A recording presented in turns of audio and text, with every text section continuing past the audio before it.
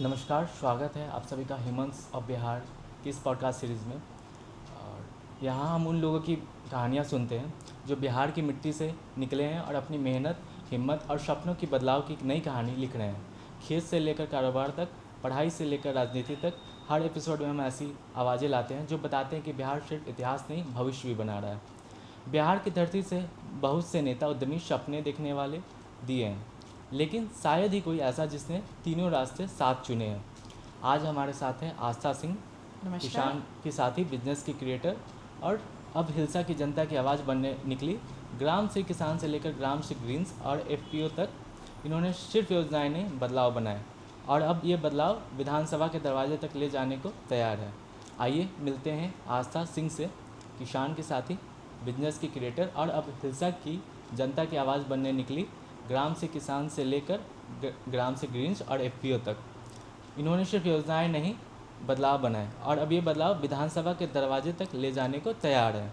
आइए मिलते हैं आस्था सिंह से, उनकी कहानी, संघर्ष और बिहार के आने वाले कल की झलक सुनते हैं। नमस्कार सुमित जी, बहुत बहुत धन्यवाद आपका। Welcome ma'am. तो स्टार्ट करते हैं जी। तो शुरू से शुरू करते हैं। शुरुआती जीवन कहाँ से शुरू हुई? मैं पटना में ही पली बड़ी हूँ। 10th तक की पढ़ाई मैंने सेंट माइकल्स हाई स्कूल से करी है। उसके बाद बिहार में सुरक्षा व्यवस्था 2002 के समय में न होने की वजह से मुझे पटना छोड़ना पड़ा। फिर इंजीनियरिंग मैंने पुणे से करी। फिर 2009 में 12th +2 भी मैंने पुणे से ही किया था। 2004 में 2009 में मैंने इंजीनियरिंग करी। उसके बाद वापस पटना आई तो फिर मेरी शादी हो गई और मेरा जॉब भी लग गया टाटा टेली सर्विसेज में एज अ स्विच इंजीनियर। वहाँ पे मैंने 4 साल काम किया। उसके बाद भारती इंफ्राटेल लिमिटेड में 6 साल काम किया। फिर ओयो होटल्स एंड होम्स में एज अ सिटी हेड काम किया। मैंने थोड़े दिन काम किया, तब मुझे डिपार्टमेंट ऑफ एनिमल हस्बेंड्री और फिशरी से कॉल आ गया एज अ प्रोजेक्ट कंसल्टेंट। वहाँ मैंने ज्वाइन किया, 3 महीने काम किया तो मुझे लोगों की समस्याओं को पता चला कि सरकार बहुत सारी योजनाएं बना रही है पशुपालन में, मछली पालन में, कृषि में, पर ज़मीनी स्तर के लोग उसका लाभ नहीं उठा पा रहे हैं क्योंकि उनको पता ही नहीं है योजना के बारे में। उनको सरकार की नीतियाँ नहीं पता है। समस्याएं बहुत है। फिर वहाँ से मैंने पढ़ना लिखना शुरू किया। एग्रीकल्चर में, मछली पालन में बहुत पढ़ाई की और उसमें ना छोटे छोटे मॉडल्स डेवलप करने की कोशिश की कि कैसे एक छोटा किसान जैसे 1000 स्क्वायर फीट में मछली पालन करके 50,000 रुपये एक बार की खेती में 8 महीने में कमा सकता है। 500 मुर्गी से कैसे 12,000 मंथली कमा सकता है। 10 बकरी से कैसे लाख रुपए कमाए जा सकते हैं। 2 गाय से कैसे लाख रुपए कमाए सकते हैं। और समेकित रूप से इनको किया जाए कि एग्रीकल्चर भी कर ले। सिर्फ मैं 1 हेक्टेयर की बात कर रही हूँ। अगर जिनको आप छोटे या सीमांत किसान कहते हैं या फिर आपके पास ज़मीन नहीं है फिर भी लीज पे ले लो तो आप 6 लाख रुपए आसानी से प्रॉफिट में जाओगे, जहाँ आज का किसान 20,000 भी नहीं कमा पा रहा है, स्ट्रगल कर रहा है। तो मैंने वो मॉडल्स बनाने शुरू किए और फिर मुझे लगा इसमें ना प्राइवेट इन्वेस्टमेंट की ज़रूरत है, प्राइवेट प्रमोटर्स की ज़रूरत है, क्योंकि सरकार बहुत अच्छा काम कर रही है। नीतीश कुमार की जो सरकार आई है वो बहुत अच्छा काम कर रही है किसानों के लिए, युवाओं के लिए, महिलाओं के लिए, बिजनेस के लिए, उद्यमियों के लिए, बट ये पहुंच नहीं पा रहा है। तो इनकी आवाज़ बनने की ज़रूरत है। कोई प्राइवेट संस्था की ज़रूरत है जो सरकार की आवाज़ बने। वहाँ से मैंने छोड़ दिया वो विभाग और मैंने अपना स्टार्टअप ग्रामशी किसान लॉन्च किया। किसानों की आय को कई गुना ज़्यादा करने के उद्देश्य से। तो एक ग्राम से किसान कब स्टार्ट किया आपने? ग्रामशी किसान 2019 में मात्र एक यूट्यूब चैनल के माध्यम से स्टार्ट हुआ था, जिसमें पहला वीडियो मैंने किया था कि 600 स्क्वायर फीट की खेती में 600 स्क्वायर फीट की ज़मीन पर करें मछली पालन और कमाए लाखों। उसमें 5 लाख से अधिक व्यूज़ है। अभी भी आप ग्रामशी किसान का यूट्यूब चैनल देख सकते हैं, उसमें 5 लाख से अधिक किसान जुड़े हुए हैं। उसमें बहुत सारे क्वेश्चंस आए क्योंकि कोविड का समय था, कोरोना का समय था, सारे लोग पलायन कर रहे थे, किसानों की हालत ख़राब, मज़दूर वापस लौट रहे थे। ये सक्सेसफुल मॉडल हो गया। सबने ऑनलाइन कंसल्टेंसी से हमने ये शुरू किया। तो फिर ये आइडिया कैसा आया, मतलब किसानों के लिए काम करने के लिए? क्योंकि आपने कॉर्पोरेट में जॉब कर रही थी, वेल सेटल्ड थी एंड सब कुछ सही चल रहा होगा, क्योंकि मतलब अगर कॉर्पोरेट में नौकरी मिल जाती है तो वो एक होता है कि भाई मेरे को सब कुछ मिल गया लाइफ में। तो फिर ये किसानों के लिए काम करना, ये आइडियाज़ कैसे आया? जब पशुपालन विभाग ज्वाइन किया मैंने, कोविड के टाइम में मुझे कॉल आया तो ऐसा लगा कि कुछ सरकारी सी नौकरी है तो एक बार ट्राई कर लेते ये बिहार आ चुकी थी उस टाइम? हाँ, उस समय कोविड आ चुका था। तो उस समय मैं ओयो में थी, ओयो होटल्स एंड होम्स। तो तब तक मुझे as a project consultant call आ गया यहाँ मत्स्य संसाधन विभाग से, पशु और मत्स्य संसाधन विभाग से, तो मैंने वहाँ ज्वाइन कर लिया। तो लेकिन 3 महीने में क्या है कि जिसका कॉर्पोरेट माइंडसेट होता है, बहुत फास्ट जाते हैं हम लोग। वहाँ कॉल सेंटर में बहुत कॉल आते थे, किसान वहाँ आते थे, किसी को स्कीम नहीं पता कि क्या किसी किसान को लैपटॉप खोल के फॉर्म भरना आता है क्या? से हमारे सारे CSC सेंटर सारे जगह पे बने हुए हैं, किसान को पता नहीं है कि वहाँ पे जाना है और वहाँ पे फॉर्म भरवाना है, किसी को कुछ पता ही नहीं है। और जो आपका नेतृत्व कर रहे हैं, जो भी, नाम नहीं लेना चाहूँगी या पद का भी नाम नहीं लेना चाहूँगी, क्या वो किसानों को साक्षर बना रहे हैं? तो क्या ज़रूरत नहीं है ऐसे लोगों की आने की कि जो सिस्टम में है, जिनको पता है कि योजनाएं कैसे भरी जाती हैं, जिनको पता है कि उद्यम कैसे बिठाया जाता है, जिनको पता है कि विभाग, अभी मैं उद्योग विभाग में कार्यरत हूँ, डिपार्टमेंट ऑफ इंडस्ट्रीज़ में as a senior project consultant. मैं योजनाओं को देख रही हूँ, PM विश्वकर्मा योजना, MSME स्कीम्स, उद्यमी योजना, स्टार्टअप पॉलिसीज़, तो ये सारी चीज़ें हम लोग देख रहे हैं। तो मुझे तो एग्जैक्टली मुझे पता है कि योजना कैसे दिलाई जाती है, प्रॉब्लम्स कहाँ आती है, बैंक्स में कहाँ फंसते हैं लोग। तो हर एक नेता को, मैं अपने बारे में नहीं कहूँगी, किसी भी लीडर को ना, अगर विकास चाहिए कहीं भी, किसी का भी, किसी क्षेत्र में, शहर में, राज्य में या देश में, तो लीडर को ऐसा होना चाहिए जिनको इन सब की जानकारी हो। आपको सिस्टम बदलने के लिए सिस्टम का हिस्सा होना पड़ता है। तो आपके परिवार की राजनीतिक पृष्ठभूमि भी रही है, एंड फिर भी आपने उद्यमिता को चुना, तो ऐसा क्यों? कि मतलब घर वाले ने सपोर्ट किया कि हाँ, या फिर कहीं नाराजगी रही? सबका सपोर्ट रहा। एक जब स्त्री घर से बाहर निकलती है तो पुरुषों का सपोर्ट बहुत ज़रूरी है, आपके पिता का सपोर्ट, आपके पति का सपोर्ट, ठीक है, आपके ड्राइवर का सपोर्ट, आपके कुक का सपोर्ट। तो एक महिला जब बाहर निकलती है, तो एक बात और कहना चाहूँगी, तो 5 लोगों को नौकरी देती है। जब एक पुरुष घर से बाहर निकलता है, एक नौकरी वो अपने लिए करता है, अपने परिवार के लिए। जब एक महिला निकलती है तो वो 4 नौकरियां क्रिएट करती है। वो एक ड्राइवर रखती है, एक खाना बनाने वाली, एक बच्चा देखने वाली, एक झाड़ू पोछा बर्तन करने वाली, तो 4 नौकरियां और क्रिएट होती है। तो देश की जो, राज्य की जो आबादी है 14 करोड़ की, तो 50% तो लगभग महिलाएँ हैं, 7 करोड़। तो अगर इस 7 करोड़ में कितनी बेरोजगारी है, 25% तो बेरोजगारी है, 17% बेरोजगारी है, 17% भी मानिए तो 50% महिलाएं जो काम नहीं कर रही, 25% बुजुर्ग और बच्चे, और उस 25% युवा में 17% बेरोजगारी, तो रोजगार तो है नहीं।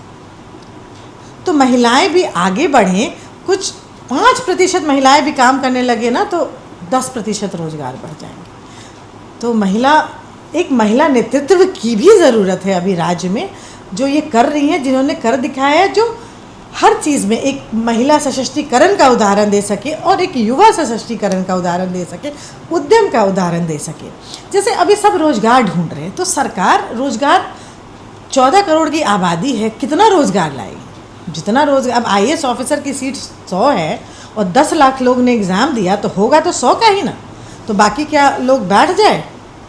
तो आप सब लोग यहाँ रोजगार मांगने वाले हैं, सब गवर्नमेंट जॉब के चक्कर में IAS IPS हैं। हाँ, तो नहीं तो आप बैठ जा रहे हो और सब रोजगार, नौकरी मांग रहे हो। प्राइवेट इन्वेस्टमेंट यहाँ है नहीं, और प्राइवेट इन्वेस्टमेंट आप लोगों की वजह से ही नहीं है ना।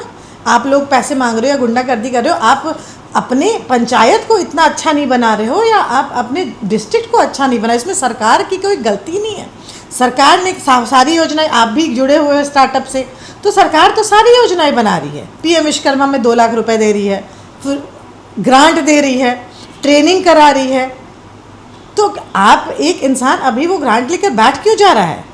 आप प्रॉपर तरीके कीजिए। मान लीजिए कोई दर्जी है, उसको 1 लाख रुपए पहले मिलते हैं, आप 2 मशीन और खरीदिए, 2 औरत को और जोड़िए, 2 कारीगर को और जोड़िए, उससे बिजनेस बढ़ाइए, किसी स्कूल कॉलेज हॉस्पिटल से कनेक्ट हो जाइए, या हम लोग उद्योग विभाग करवाता है ये सब चीज़। फिर वो आप उद्यम डेवलप, लेकिन आप वो पैसे लेकर बैठ जाते हैं कि चुनाव आएगा और सरकार माफ़ कर देगी। तो सरकार की कोई गलती नहीं है, सरकार नीतियाँ बना रही है। सरकार सिर्फ नीतियाँ बना सकती है और सरकार योजनाएं बना सकती है। स्टार्टअप पॉलिसी में 10 लाख दे रही है, उद्यमी योजना में 10 लाख दे रही है, PMEGP में 10 लाख दे रही है। तो सरकार अपना सारा काम कर रही है। अब काम वो है कि जो सरकार का नेतृत्व कर रहे हैं, जो लोग हैं डिस्ट्रिक्ट पे, पंचायत लेवल, वो ये बातें जनता तक पहुँचाए कि सरकार इतना काम कर रही है, आप उसका लाभ उठाएं। तो मुझे ये, जब मैं डिपार्टमेंट ऑफ फिशरी और इसमें एनिमल हस्बेंड्री में थे, तभी समझ में आ गया और तभी मैंने ये स्टार्टअप खोला। मुझे देखिए, कुछ भी होता है ना, मानवता सबसे ऊपर होती है और ये सब में होनी चाहिए। जब मैं किसानों के साथ गई, वहाँ फार्म्स पे गई, विजिट करने गई, तो हालत ख़राब। इतने इतने बड़े तालाब में लोग मछली पाल रहे हैं और कमाई हो रही है 20,000 रुपये। किसी को पता ही नहीं है कि एक एरिएटर लगा दो, एक पीएच मीटर खरीद लो, 800 रुपये का आता है। बस 4 तरह की चीज़ें होती है, अल्कलिनिटी, सलाइनिटी, पीएच, और कुछ कंट्रोल करना होता है, नमक वमक। तो आपको कुछ पता ही नहीं है। नॉलेज की कमी है, साक्षरता की कमी है। बिहार के लोग गरीब हैं, पूंजी की कमी है, साधन की कमी है, भूमि की कमी है। तो इस तरीके से लोग को डेवलप करें कि जितना साधन है उसमें ही लोग कुछ करें। तो आपको चैलेंजेस क्या लगा जब आप ग्राम से किसान में काम कर रही थी? तो मतलब किसानों का क्या प्रॉब्लम्स लगा? अडॉप्टेशन ऑफ टेक्नोलॉजी, किसानों में टेक्नोलॉजी अपनाने की अभी उतनी ये है ना, ये नहीं है। एक्चुअली क्या था, नॉलेज नहीं था, उनको पता नहीं है टेक्नोलॉजी के बारे साक्षरता में, नहीं है, नॉलेज नहीं है, योजनाओं के बारे में पता ही नहीं है कि हर पंचायत में हर CSC केंद्र खुला है, वहाँ जाइए, वहाँ फॉर्म भरिए। बिचौलिए लूट रहे हैं, बिचौलिए लूट रहे हैं किसानों। गरीब है किसान। किसान को जब हम ग्रामशी किसान में ट्रेनिंग सेंटर है, ग्रामशी किसान स्कूल का बेलदारी चक में, वहाँ फ्री की ट्रेनिंग होती है, सरकार द्वारा हर चीज़ पे होती है। पर मैं बताऊँ, वहाँ किसान के पास 100 रुपये नहीं होते कि बस का भाड़ा लेके आ जाए। वो भी हम लोग प्रोवाइड कराते हैं। वो बस फ्री का ना 3 टाइम का खाना मिल जाए, वो करने 3 दिन आते हैं। दीनदयाल कौशल विकास उपाध्याय योजना, DDU-GKY, नीतीश जी की सरकार की सबसे बड़ी योजना, जीविका, बिहार की सबसे सफल योजना, तो दूसरे राज्यों में रेप्लिकेट हो रही है। ये सब मतलब एकदम है ना, पायलट प्रोजेक्ट्स है जो बिहार ने सक्सेसफुल किया है पिछले कुछ वर्षों में। लेकिन लोगों में चाह नहीं है, साक्षरता नहीं है। उसमें प्लेसमेंट दे रहे हैं, 3 महीने की ट्रेनिंग, खाना पीना, रहना, कपड़ा लत्ता, पैसे भी, और उसके बाद नौकरी भी। पर लोग करना नहीं चाह रहे, बच्चे बाहर जाना नहीं चाह रहे। कल मैं हिलसा से आई, 12वीं पास करके लड़की को घर में बिठा दिया। क्यों? मैंने बोला पटना बेलदारी चक ही भेज दीजिए, हम ट्रेनिंग करा के नौकरी कराते हैं। क्यों? लड़कों की नज़र खराब है। तो तुम अपनी लड़की को बिठा दोगे? तुमको अपनी लड़की पे भरोसा नहीं है? बाकी पूरी दुनिया की नज़र खराब। और लड़कियां जब बाहर निकलती हैं ना, आप अपने आप को प्रूव करो, सब लड़के भी साथ देते हैं। नहीं तो मैं आज खड़ी नहीं रहती, मेरी माता श्री यहाँ खड़ी नहीं रहती, इंदिरा गांधी खड़ी नहीं रहती, राबड़ी देवी जी खड़ी नहीं रहती। कहीं ना कहीं घर से सपोर्ट पहले मिलना चाहिए, तभी वो घर से सपोर्ट कमाया जाता है, विश्वास कमाया जाता है। लेकिन साक्षरता की कमी है ना, महिलाओं में भी कमी है कि शादी करके निपटा दो। पर शादी करके निपटा दोगे, हस्बैंड नकारा निकल गया तो, हस्बैंड की मृत्यु हो गई तो लड़कियों को, सब महिलाओं को तो सशक्तिकरण करना बहुत ज़रूरी है, क्योंकि उनका भाग्य चेंज होता है। तो ग्रामशी किसान में क्या चैलेंजेस है स्टार्टिंग में? मतलब टीम्स, फंडिंग्स एंड पैसे की कमी थी, तो अपने पैसे लगा के 1,80,000 से तो मात्र स्टार्टअप शुरू हुआ। फंडिंग कैसे स्टार्ट की? मतलब फंडिंग कहाँ से मिला? सरकार बिहार स्टार्टअप पॉलिसी से मिला। हमें 10 लाख रुपए मिला। एक्सेलरेशन फंड 15 लाख रुपए मिला। ये हमें 2023 में मिला। 2023 में। उससे पहले कैसे चल रहा था? मतलब उसके पहले 2019 में तो बस यूट्यूब के माध्यम से 1,80,000 रुपये, 4 को फाउंडर्स थे, हम लोगों ने ही पैसा लगाया। आप लोगों ने अपने पैसे लगाए थे? अपने पैसे लगाए थे। फिर 2020 में छोटा सा गड्ढा खोल के तालाब वाला बेलदारी चक में लीज़ में ज़मीन ली, 10,000 रुपये में लीज़ में ज़मीन ली। उसके बाद गड्ढा वड्ढा खोदा सारा, मछली 500 का मछली का फार्म लगाया, 600 स्क्वायर फीट का तालाब बनाया। वो सब जो हम बातें करते, 2 गाय से शुरुआत की, 10 बकरी से शुरुआत की, वो लाइव कर दिखाना शुरू किया। प्रैक्टिकल ट्रेनिंग, कृत्रिम गर्भाधान, आर्टिफिशियल इंसेमिनेशन की ट्रेनिंग, ये सब धीरे धीरे जुड़ते गए। सारे गवर्नमेंट एक्रीडेशन हम लोग लेते गए। बिहार ग्रामशी किसान एक मात्र ट्रेनिंग इंस्टीट्यूट है जिसको भारत सरकार से एक्रीडेशन प्राप्त है बिहार का, और देश में चौथा आर्टिफिशियल इंसेमिनेशन का। और सारे एक्रीडेशन जैसे तरीका ये होता है ना कि पहले इंक्यूबेशन लीजिए। मैं इंक्यूबेटेड हूँ, मतलब लोकल लेवल पे CIMP, Chandragupta institute of Maurya Patna, ठीक है। नेशनल लेवल पे ICAR, IIR पूसा कृषि, Indian council of agriculture research, सबसे बड़ा है, एपेक्स यूनिवर्सिटी है। इंटरनेशनल लेवल पे US कॉन्सुलेट, 2023 में मैं US भी गई थी। पूरे इंडिया से बस एक महिला को सेलेक्ट होके जाना था महिला उद्यमी के रूप में। तो बिहार को, ग्रामशी किसान को मैंने रिप्रेजेंट किया था अमेरिका में 1 महीने के लिए। तो वो 2023 के मई महीने में हुआ था। तो वो US कॉन्सुलेट मेरा इंटरनेशनल है। तो ऐसे आपको इंक्यूबेटर्स चुनने होते हैं, जो आपके मेंटर्स होते हैं, जो आपको गाइड करते हैं। मैं कुमोद कुमार जी का नाम लेना चाहूँगी, राणा सिंह जी का नाम लेना चाहूँगी CMP के, दिव्या राजपूत जी का US कॉन्सुलेट से, क्रिस्टीना का WIB से, विमेन इन बिजनेस से, जो सारे मेंटर्स ने। सबसे पहले पुनीत प्रियदर्शी जी का, जिन्होंने विश्वास दिलाया और स्टार्टअप खोलने दिया मुझे, जो कि मेरे बॉस थे, मेरे को फाउंडर है, मेरे पिता के समान है। फिर मेरे तो सपोर्ट मिलता रहा? बिल्कुल जो बोलती गई वो होता गया, विश्वास था। और क्योंकि देखिए माइंडसेट कॉरपोरेट का था, तो जो माइंडसेट एक कॉरपोरेट, जिसने कॉरपोरेट में काम कर लिया ना, काम करना आता है। तो माइंडसेट कॉरपोरेट का और सरकार में काम पता है कि कैसे काम होता है। वो कहते हैं कि लोग कॉर्पोरेट वाले काम कर रहे थे, बट वहाँ से वो आपका एक्सपीरियंस रहा, वो हार्डवर्क वो करके आई, तो उसका रिजल्ट अब मिलने लगा। उसका रिजल्ट्स मैंने इस प्लेटफॉर्म में निकाला, पर देखा कि सरकार बहुत काम कर रही है। मैं सरकार में कोई कमी नहीं है, कहा जाता है कि पर वहाँ बात, सरकार के पास कितने लोग होंगे, मतलब कितने हैं, 538 ब्लॉक्स हैं, 538 ब्लॉक्स है, कितने पंचायत है, 8000 से ऊपर पंचायत है। सरकार कहाँ कहाँ जाएगी? तो ये तो काम है उन लोगों का ना, नेताओं का या कार्यकर्ताओं का, कि ये चीज़ें पहुँचाना। तो वो कार्यकर्ता को भी पता होना चाहिए इसके लिए। तो चाहती हूँ कि लीडर वैसे आए, और हमारे जैसे एक भी आए। लोग क्या मेडिकल इंजीनियरिंग करके क्या पॉलिटिक्स करना चाहते हैं? कोई पढ़ा लिखा लोग आज के डेट में बहुत कम लोग पॉलिटिक्स में आते हैं। लोग, मुझे भी क्या ज़रूरत है, 2 लाख का पैकेज मिलता है, मैं क्या ज़रूरत है।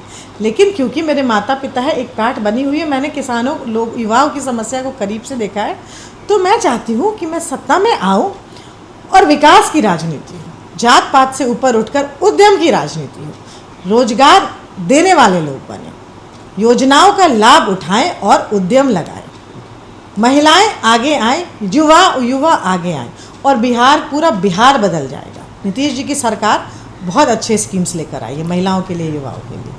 बिहार में कहा जाता है कि स्टार्टअप और बिजनेस करना थोड़ा चैलेंजिंग होगा, कि मतलब सपोर्ट नहीं मिलता है गवर्नमेंट से, या फिर जैसे यहाँ का इकोसिस्टम वैसा नहीं है। मुझे तो सारा सपोर्ट मिला है। तो जिनको जो ये कहते हैं वो प्लीज़ आके बताएं। मैंने 10 लाख रुपए की स्टार्टअप पॉलिसी उठाई है, 15 लाख रुपए का एक्सेलरेशन फंड, उसके ऊपर 50 लाख अगर आपको मिल जाता है AIF से, किसी बाहर इन्वेस्टर से ले आते हो, तो 50 लाख एज ए ग्रांट भी सरकार देती है। तो सर आप लेके तो आओ। मैंने उठाया है, ICAR से 24 लाख रुपए का ग्रांट उठाया है, US कॉन्सुलेट से $1000 उठाया है, IPV से 80 लाख रुपए मिले हैं मुझे।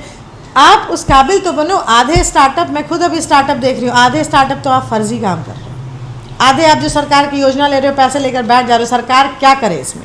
आप सरकार को निरुत्साहित कर रहे हैं।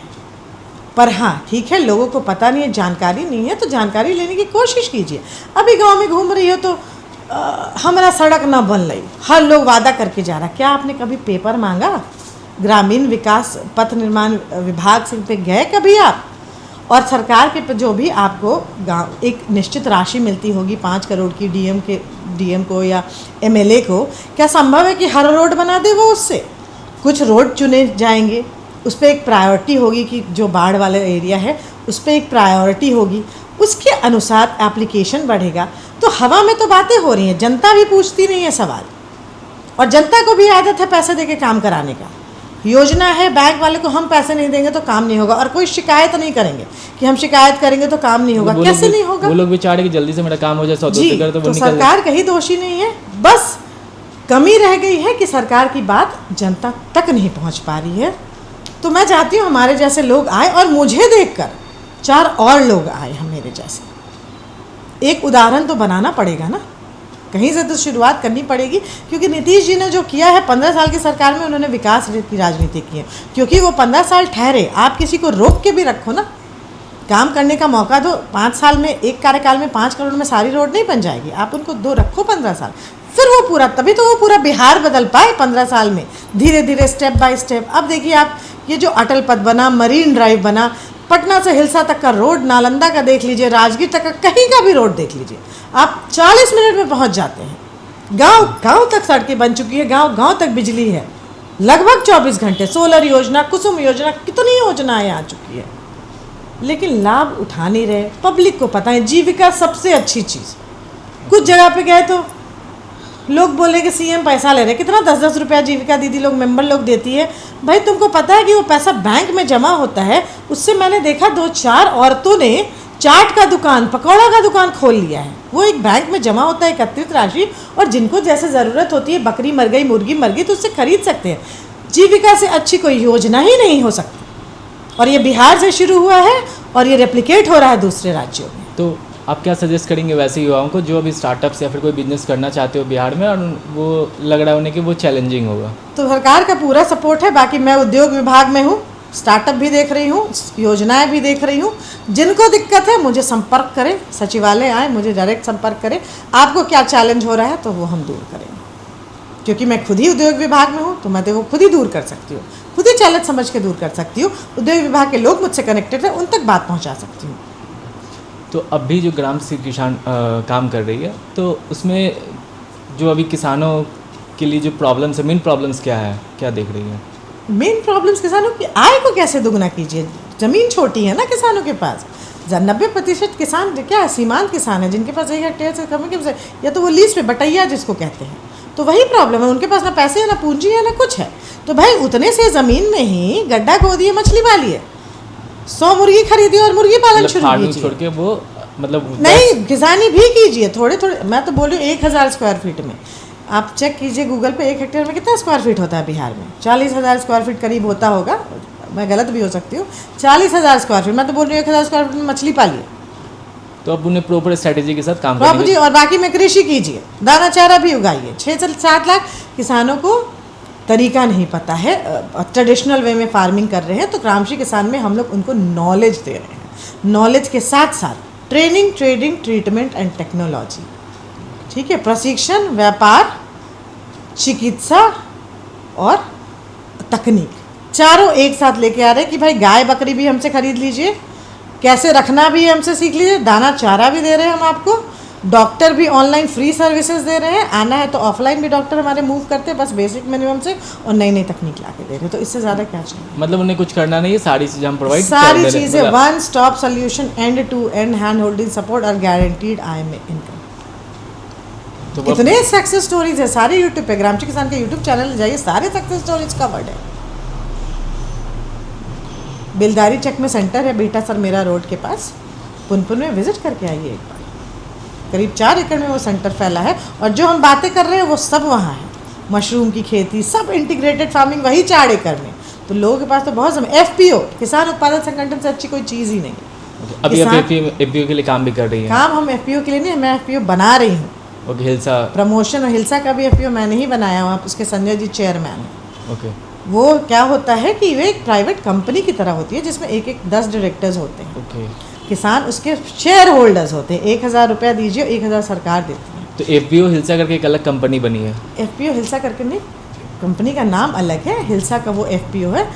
भारत सरकार का 10,000 FPO का सेंट्रल सेक्टर स्कीम है। हर एक ब्लॉक में एक FPO बनेगा, जिसमें सरकार बहुत सारे मुनाफे दे रही है, फ़ायदे दे रही है, ठीक है, बहुत बेनिफिट्स है। ये सिर्फ 4 एजेंसियों द्वारा बनाया गया है, वो भी लोगों को पता नहीं। SFAC, small farmers agri business consortium, जिसकी विजया लक्ष्मी मैडम कुछ 1 आध साल पहले जिसकी चेयरमैन थी या MD थी, जो अभी पशुपालन में ACS है मैडम बहुत अच्छा काम कर रही है, और बहुत प्रोत्साहन भी दिया है ग्रामशी किसान को और उद्यमियों को। विजय लक्ष्मी मैडम का बहुत सपोर्ट रहा है, संदीप पौडनिक जी का बहुत सपोर्ट रहा है, अभी मिहिर कुमार सिंह जी का, शेखर सर का, निखिल सर का, मुकुल सर का, मीना सर का, जो भी उद्योग विभाग में है, सब उद्यमियों से 1 to 1 बात करते हैं। पूरी सरकार बहुत अच्छी है, मैं तो खुद सचिवालय में हूँ, और सारा विभाग बहुत अच्छा है। तो कहाँ पे थे हम लोग? हाँ, FPO 1000। तो ये बिल्कुल प्राइवेट, जैसे मिनिमम 300 मेंबर होते हैं, 1,000 रुपये, 3 लाख आपने जमा किया, 3 लाख सरकार देती है, ठीक है। मैक्सिमम 15 लाख तक सरकार देती है। 1500 मेंबर होइए, 15 लाख आप लीजिएगा, ये 15 लाख सरकार देती है। तो उससे क्या एक बिजनेस नहीं बैठेगा? उससे क्या होगा? अब ये 1500 किसान, मान लीजिए 300 ही मिनिमम, 300 किसान एक साथ अपना गेहूँ लेकर आएंगे 1000 टन। बार्गेनिंग पावर आई। कल कोई भी बाहर से लेके आके 1700 रुपये में गेहूँ और चावल खरीद रहा है। हम MSP तो है नहीं बिहार में, मैंने बार्गेनिंग सब गेहूँ अपने पास लिए। अब किसान के पास बार्गेनिंग पावर आई, एकजुट हो गए हम एक कंपनी की तरह, ठीक है। तो अब हम उसको 3200 में बेचेंगे, तो सामने वाला उस पर खरीदने को मजबूर। टमाटर प्याज कोई उगा रहा है, लोकल बेच रहा है। अब सबका एक ट्रक का भाड़ा बस हुआ, सब एक ट्रक में पटना भेज सकते हैं या दिल्ली UP जहाँ भेजना भेज सकते हैं। बड़ी आमदनी, कृषि यांत्रिकरण, उसी पैसे से यंत्र ट्रैक्टर खरीदा जा सकता है, और हर किसान सब्सिडाइज मेंबर्स जो हैं वो तो सब्सिडाइज रेट पे ले सकते हैं। बाकी भी जो हैं, जो मेंबर्स नहीं हैं, उनको भी आपके गांव के हैं, क्षेत्र के हैं, तो आप सस्ते दाम में दे सकते हो। खाद बीज का एक दुकान खोल सकते हो। इफ़को वगैरह से हम लोगों ने टाई अप कर दिया, जो सस्ते दरों पे होता है, जो काला बाजारी है, रोक सकते हो। तो FPO किसान उत्पादक संगठन से ही किसान का विकास होगा। लेकिन प्रॉब्लम क्या है यहाँ? जात पात की राजनीति जो हो रही है, यही कुर्मी, कुचैसा, राजपूत, भूमियार जो चल रहा है। कुर्मी के अंदर भी मैं तो कहूँ कि 4 कुर्मी है, कुचैसा कुर्मी और घमैला कुर्मी, और ये जो मैं जानती भी नहीं थी, ये सबसे ऊपर उठिए, ये सबसे ऊपर उठिए। एक एफपीओ, एक उद्यमी सिर्फ उद्यमिता की भाषा बोलता है। एक किसान को सिर्फ एक किसान की भाषा बोलनी चाहिए, और किसान से बड़ा बिजनेसमैन किसी ने देखा है? जो रोज़ खेत में काम करता है, गेहूँ उगाता है, रोज़ ट्रेडिंग करता है, जिसको किसान से ज़्यादा किसी को नहीं पता खेती कैसे की जाती है, गेहूँ कैसे बेचा जाता है। तो किसान से बड़ा बिजनेसमैन कोई नहीं है, तो उससे बड़ा ब्लू कॉलर जॉब तो है नहीं कोई। तो एक किसान को ना मैं सूट और ब्लेज़र वाले किसान के रूप में देखना चाहती हूँ। धोती कुर्ता वाला गरीब किसान नहीं, समृद्ध किसान। जैसे पंजाब के किसान हैं, जैसे बंगाल के मछली पालक है, जैसे बेंगलोर के मछली पालक है। बिहार में वैसा क्यों नहीं हो सकता? बिहार में वो कृषि रिस्पेक्ट प्रधान नहीं देश है। मिलती है किसानों को। आप रिस्पेक्ट की बात नहीं है, किसान साक्षर नहीं है, तो लोगों की ज़रूरत है जो आगे आए, ये साक्षरता लाए। सरकार में भी कोई कमी नहीं है, नीतीश सरकार से अच्छी कोई सरकार हो ही नहीं सकती। क्या आपने आज से 10 साल पहले महिला घर से 5 बजे बाहर निकल सकती थी? मैं खुद निकल सकती थी? नहीं। आज 12 बजे पीएनए मॉल से मूवी देख के आती। क्या लगता है क्या चीज़ें हैं जो बहुत हो रहे हैं किसान तक ये पहुंचाया जाए। किसानों के लिए तो बहुत सारे काम हो रहे हैं ना। कृषि में बहुत सारी योजनाएं हैं, बागवानी में बहुत सारी योजनाएं हैं, समृद्ध किसान करके सम्मान निधि योजना, कितनी सारी कृषि में योजनाएं हैं। अब बहुत सारा, आप गूगल खोल के देख लीजिए। किसान के लिए तो पूरा देश काम कर रहा है, पूरे लोग काम कर रहे हैं। सोलर पंप लगाने की योजना है, तो सब चीज़ के लिए तो योजना है। तो किसान को हम नहीं कर सकते।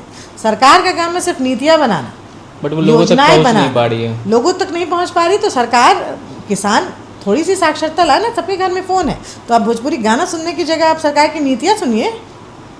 तो ठीक है, कहीं ना कहीं हम में कमी है, दोष देते हैं सरकार को। रोजगार नहीं है, रोजगार नहीं है, आप क्यों नहीं खुद का रोजगार खोल लेते हैं? क्या चाट पकौड़े सब्जी का मार्केट ख़राब चीज़ होता है? आप बेरोज़गार रहना पसंद करोगे? पर आप 2 लाख रुपए की राशि सरकार दे रही है, 10 लाख रुपए की दे रही है, आप एक बढ़िया सा सब्जी मार्केट नहीं खोल सकते? आप फूड पैकेजिंग पे नहीं आ सकते? मार्केट तो सभी चीज़ का है। मैंने वही जीविका दीदी लोग को देखा है, चाट पकौड़े का दुकान खोल लिया, कितना चल रहा है, उससे कमा के पैसे भी लौटा दिए, फिर दूसरे को हेल्प कर रही है। तो आप काम करना चाहोगे, सबके लिए काम है यहाँ पर। और ये इस चक्कर में नहीं रही कि सरकार के भरोसे क्या दुनिया चलेगी? सरकार कितनों को संभालेगी? देश की आबादी 140 करोड़ है। आप अपना परिवार संभाल नहीं रहे हो, और आप एक इंसान से चाह रहे हो कि पूरा देश संभाले और पूरा राज्य संभाले। अपने परिवार से संभालो, और परिवार का हर एक मेंबर एक आयु के बाद काम करना शुरू करें। अपने घर को सपोर्ट कीजिए, महिलाएं आगे आएँ, और महिलाएं कम से कम बेटियों की रक्षा करें, उनको पढ़ाएं। महिलाओं की ये मानसिकता है कि बेटी को नहीं भेज रहे। अब क्या कुछ संदेश देना चाहेंगे आप आज की महिलाओं को, जो मतलब अब बिजनेस, क्योंकि आप इंस्पिरेशन हैं कई महिला, मतलब लाखों महिलाओं के लिए आप इंस्पिरेशन भी हैं। मैं लाखों के 2 के लिए भी हो जाऊं तो मेरा जीवन सफल हो जाएगा। 2 लोग भी इंस्पायर हुए तो जीवन सफल हो जाएगा। महिलाओं को बस यही है, आगे बढ़िए, चौखट से बाहर निकलिए, 4 लोगों का रोजगार क्रिएट होगा। अपनी बेटियों को बढ़ाइए, अपनी बहुओं को बढ़ाइए। घर से बहू बाहर जा रही है तो सास को बोलना चाहिए कि बाहर जाओ। सास यहाँ शिकायतें करती हैं, बोलना चाहिए मैं बच्चा संभाल लूँगी, तुम बाहर जाओ। ननद चुगलियाँ करती हैं, ननद को बोलना चाहिए तुम बाहर जाओ भाभी, हम पीछे में काम देख लेंगे। औरतों को आपस में एकजुट होना ज़्यादा ज़रूरी है। पुरुष तो साथ में आ ही जाते हैं। घर की वैम्प कौन होती है? सीरियल भी ये देखते हैं ना, एकता कपूर का सास बहू साजिश। तो हर समय सास क्यों होती है, और बहू क्यों होती है, और ननद क्यों होती है? कभी ससुर क्यों नहीं होता? रियल लाइफ से जुड़ा हुआ है। रियल लाइफ से बिल्कुल जुड़ा हुआ। घर की महिलाएं ही घर की महिलाओं को सपोर्ट नहीं करती। तो अभी आप इलेक्शन के लिए प्लान कर रही हैं हिल्सा से, तो मतलब यहाँ आने का मतलब, क्योंकि ये पूरा अभी भी यहाँ पूरा अलग हो रहा है कि आप एंटरप्रेन्योरशिप कर रही हैं, एक स्टार्टअप चला रही हैं, फिर अचानक से पॉलिटिक्स, ये कैसे? ये सब उसी का पार्ट है। ये सबका विकास कार्य तो हो रहा था ना। अगर मैं एंटरप्रेन्योर हूँ, ये प्लानिंग पहले किसानों के साथ कुछ प्लानिंग नहीं थी। क्या हुआ कि ये बनता गया, रास्ता बनता गया, लोग जुड़ते गए। हम तो चले थे जानी में मंजिल, मगर लोग जुड़ते गए, कारवा बनता गया। तो वही है, हिम्मत का सागर लागो, जगह जगह उजियारा होगा। एटम फूटे या दिल टूटे, जीवन में उजियारा होगा। तो बस कुछ सपना टूटता है, कुछ बनता है, रास्ते बनते गए, लोग जुड़ते गए, कारवा बनता गया। और तो कैसे, क्या प्लानिंग है आपकी? कुछ भी प्लानिंग नहीं, बस विकास की राजनीति मतलब होती है। जात पात पार्टी से या फिर निर्दलीय? जेडीयू, बिल्कुल जेडीयू। ओके। मतलब असहमत से नीतीश कुमार जी ने जो काम किया है, निष्पक्ष रूप से जेडीयू, टिकट मिले या ना मिले, जेडीयू ठीक है, सरकार उनकी बननी चाहिए। अगर टिकट नहीं मिले तो लाए सही नेता, हम सपोर्ट में बिल्कुल उनके हैं। इसके लिए नहीं कि हम मेरी जाति से मैं उनकी हूँ या प्रजाति से उनकी हूँ। उनके काम से। मैं उद्यमी हूँ, मैं काम देखती हूँ। उन्होंने उद्यमिता को बढ़ावा दिया। मैं आज उद्यमी हूँ उस सरकार की वजह से, मुझे इतने फंड्स मिले उस सरकार की वजह से, और वो बढ़ावा देती है। और जो कहते हैं हमको नहीं मिला तो किस कारण आए हमारे विभाग में, उसी विभाग में मैं कार्यरत हूँ, वो भी निकालूंगी। और जो मिलना चाहिए उसको मिल रहा है। और वो भी समझना चाहिए कि एक लिमिटेड फंड होता है कि हर एक टर्न में कुछ 50 लोगों को ही मिल सकता है या जो भी लोगों को मिल सकता है, तो सबको एक साथ थोड़ी मिलेगा, लेकिन सबको बारी बारी से ज़रूर मिलेगा। जिनका प्रेजेंटेशन ज़्यादा अच्छा, जिनका काम ज़्यादा अच्छा, जिनका टर्नओवर ज़्यादा अच्छा, जिस कंपनी से ज़्यादा लोग को रोज़गार मिल रहा है, उनको पहले प्रायोरिटी दी जाएगी ना। तो लोग ये समझते नहीं हैं। तो जिनको भी ये दिक्कत है ना आय उद्योग विभाग में, जिनको योजनाओं में दिक्कत है और जो कहते हैं, 10 लोगों को मैंने तो देख लिया गाँव में। एक ने कल बोला PM विश्वकर्मा मुझे मिला ही नहीं। मैंने बोला क्यों? जो आए देखने के लिए पैसा मांग रहे हैं। मैंने बोला क्यों, आपकी दुकान नहीं है? बोला नहीं, हम बढ़ई का काम करते हैं तमिलनाडु में। मैंने बोला आपको ना वहाँ मिलेगा ना यहाँ मिलेगा, आपको बिहार राज्य का निवासी होना ज़रूरी है और आपकी दुकान यहाँ होनी चाहिए। और आप बोल रहे हो कि वो पैसा मांग रहे हैं, तो गलत तो आप कर रहे हैं।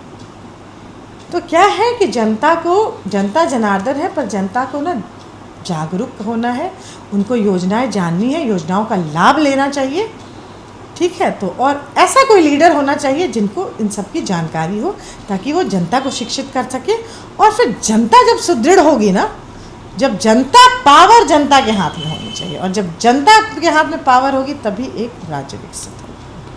तो आपका विधानसभा क्षेत्र हिलसा होने वाला है? जी, हिलसा है। कोशिश है, मम्मी पापा वहाँ से हैं, 25 वर्षों से हम लोग वहाँ काम कर रहे हैं। पारिवारिक राजनीतिक में बैकग्राउंड 25 वर्षों से जी, मम्मी पापा तो वहीं रहते ही, हमारा घर है वहाँ पे, हम लोग काम कर रहे हैं। टिकट मिलेगा, नौकरी छोड़ के मैं भी उतर आऊँगी। अच्छा, मतलब ये सारा कुछ छोड़ देंगी? बिल्कुल, जो कर रही हूँ। चीज़ें तो पैरेलली चल सकती है। नहीं, जो ग्रामशी किसान है, जो उद्योग है, वो उद्यम तो चलेगा ही चलेगा, वो तो चलेगा ही। वहाँ तो मैंने एज CEO छोड़ ही दिया ना।